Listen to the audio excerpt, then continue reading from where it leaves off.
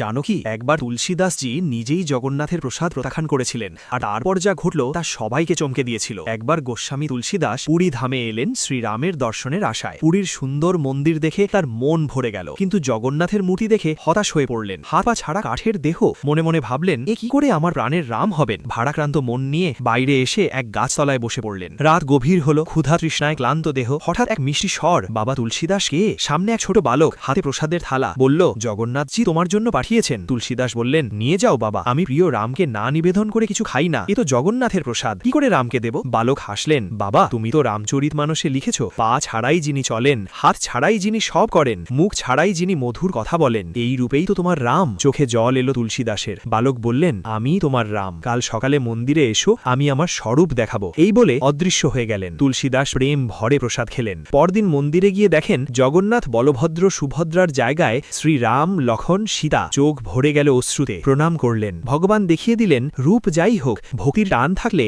সব রূপেই তিনি একই। গল্পটি ভালো লাগলে লাইক করে চ্যানেলটি সাবস্ক্রাইব করে রাখুন, আর কমেন্টে লিখুন, জয় জগন্নাথ।